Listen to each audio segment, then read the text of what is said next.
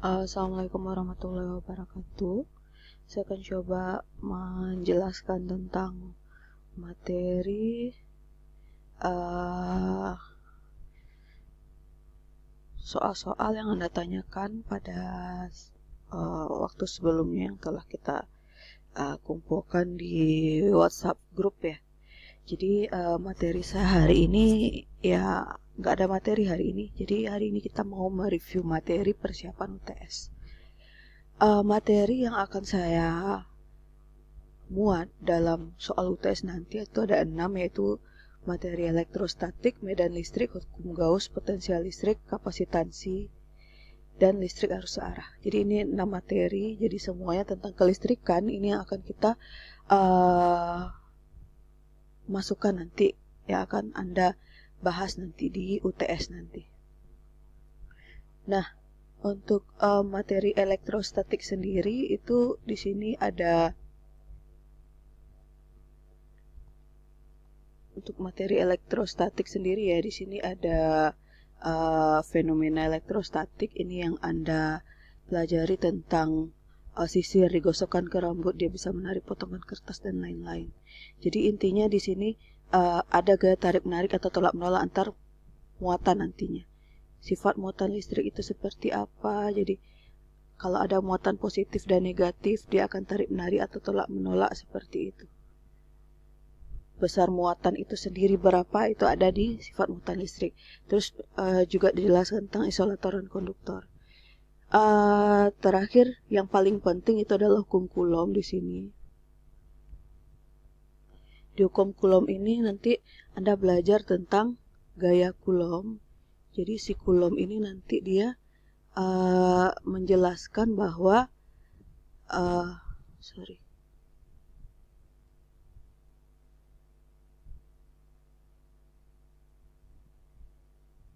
si Coulomb ini nanti dia menjelaskan bahwa jika ada muatan positif berdekatan dengan muatan positif akan ada muncul gaya Coulomb atau gaya tarik menarik atau tolak menolak antar muatan. Kalau muatannya positif dan positif berarti ada gaya tolak menolak. Kalau muatannya positif dan negatif nanti ada gaya tarik menarik. Nah, gaya inilah yang dinamakan dengan gaya Coulomb. Besarnya berapa? Besarnya adalah F sama dengan K Q1 Q2 per R kuadrat. Jadi ini Q1, ini adalah Q2, ini jaraknya adalah jarak di sini adalah R. Nah, F adalah gaya Coulombnya, K di sini ini adalah ini konstanta ya. Konstanta besarnya adalah 9 kali 10 pangkat 9. Satuannya Newton meter kuadrat per Coulomb kuadrat. Q besar muatan 1, Q2 besar muatan 2, R adalah jarak antar muatan. Itu gaya Coulomb. Nah, selanjutnya materinya berkisar atau bercerita tentang medan listrik. Jadi medan listrik itu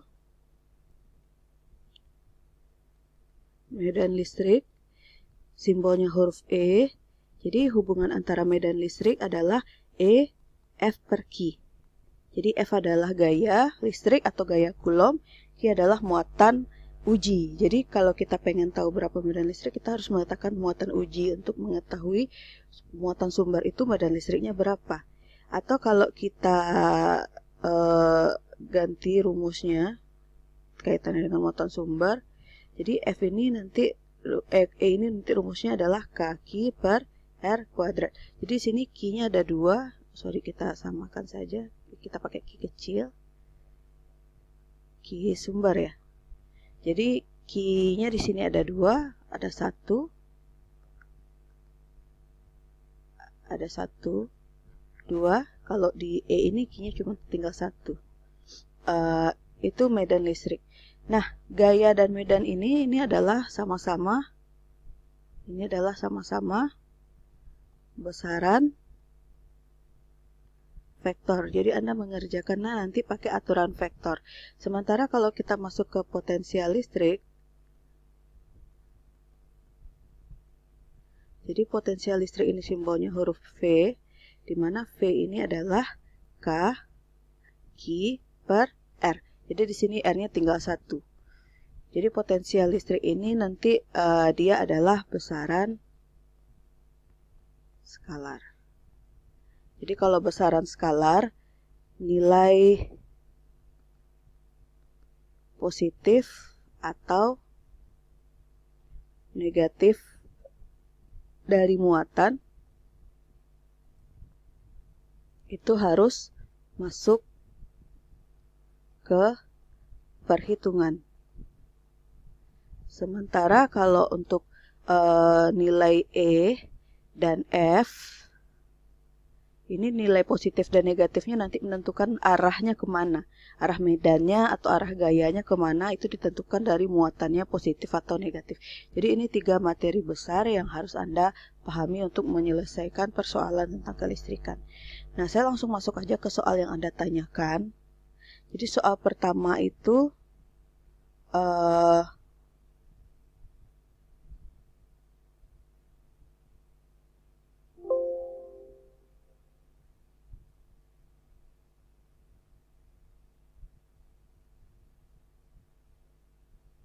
Nah, jadi soal pertama itu adalah ini ya, terkait, ini udah saya susun, ini terkait muatan, terkait potensial listrik.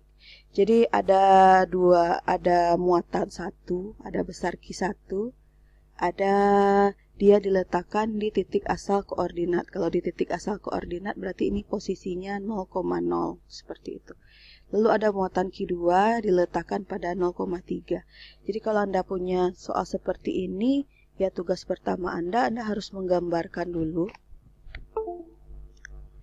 Anda harus menggambarkan dulu koordinatnya. Jadi Anda gambarkan sumbu koordinat seperti ini. Nah, jadi Anda gambarkan Q1 berarti letaknya di sumber koordinat. Di sini ada Q1. Muatannya ada Q2 di mana? 0,3 berarti X-nya 0, Y-nya 3. Nah, Anda hitung di sini, ini berarti 3. Ini letak Q2 seperti itu. Nah, hitunglah potensial di titik P. Jadi, kita punya titik P. Titik P letaknya 4,0 berarti X-nya 4, Y-nya 0.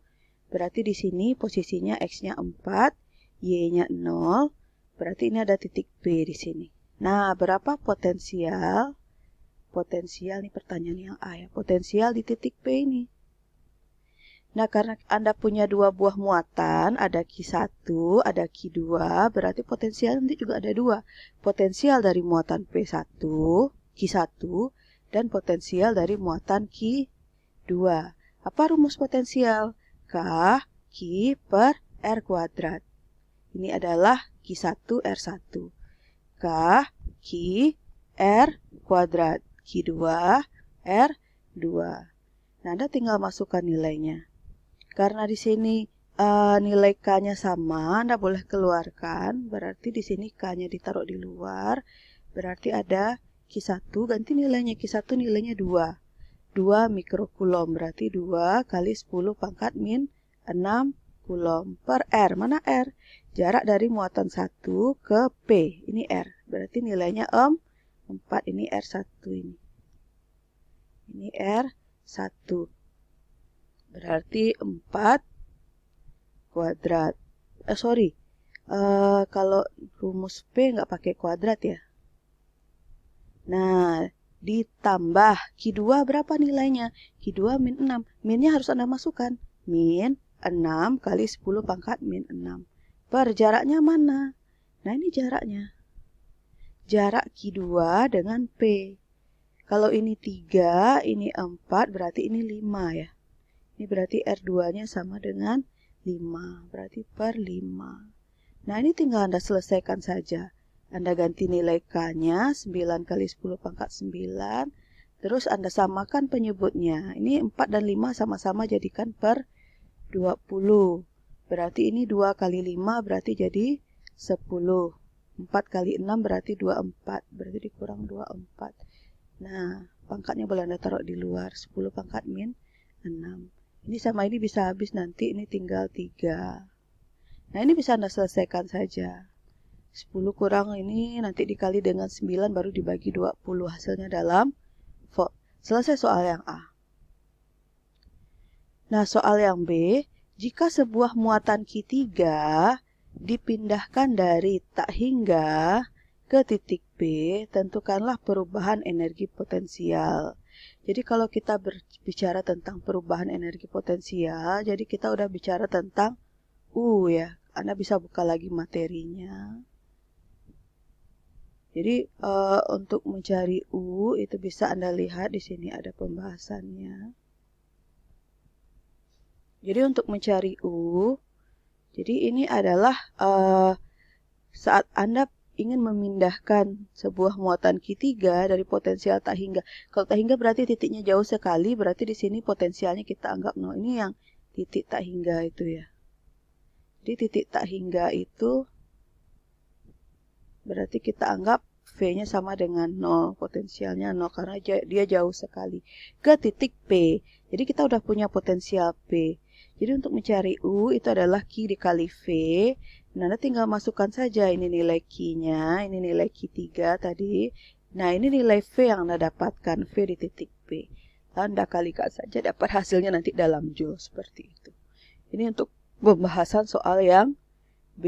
Jadi yang B itu cukup pakai rumus U sama dengan Q3 dikali dengan V di titik B. Seperti itu. Ini V di titik P-nya udah dapat di pertanyaan yang A. Nah, kira-kira seperti itu untuk pertanyaan Anda yang nomor 1. Saya lanjut ke pertanyaan yang nomor 2. Proton dilepas dari keadaan diam. Kalau keadaan diam di sini berarti V-nya sama dengan 0. Dalam medan listrik ada E di sini, ini nilai E-nya. Proton menempuh jarak, ada R di sini.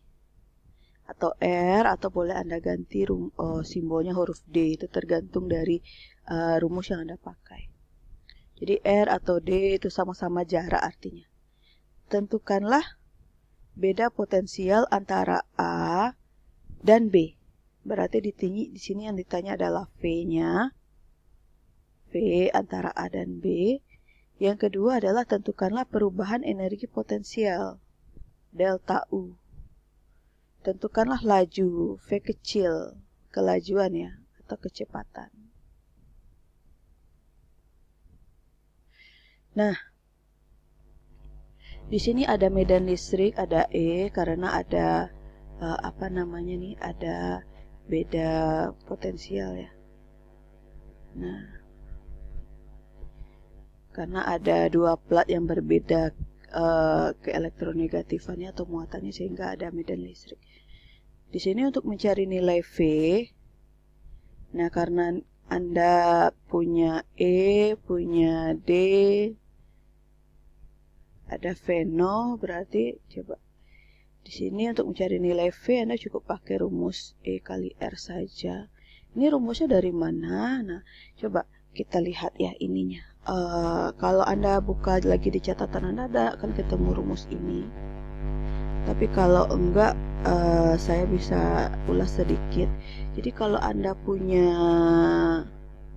nih rumus E, rumusnya kan K Q per R kuadrat. Sementara rumus V itu adalah K Q per R. Jadi kalau Anda kaitkan rumus E dengan V, itu kalau Anda kaitkan, coba apa yang berbeda dari E dan V? R-nya ya. Mereka sama-sama punya K, sama-sama punya Q, tapi di sini R-nya 2, di sini R-nya 1. Jadi kalau Anda mencari V, berarti V itu adalah E. Nah, biar R di sini hilang, berarti di sini dikali R. Coba kita cek. Kalau Anda bikin V sama dengan E kali R, berarti Anda ganti nilai E-nya Q per R kuadrat dikali R. Jadi R tinggal 1. Benar, ini adalah rumus V. Jadi untuk mencari V itu cukup E kali R. Tadi saya udah bilang R ini bisa Anda ganti dengan D. Jadi di rumus ini makanya dipakai D. Sama aja. R dengan D ini sama saja. Nah, kenapa negatif? Nah, ini silakan Anda baca lagi catatan Anda nanti tentang usaha memindahkan muatan. Kenapa nanti tandanya negatif? Ini sudah saya bahas di pertemuan di slide pertama.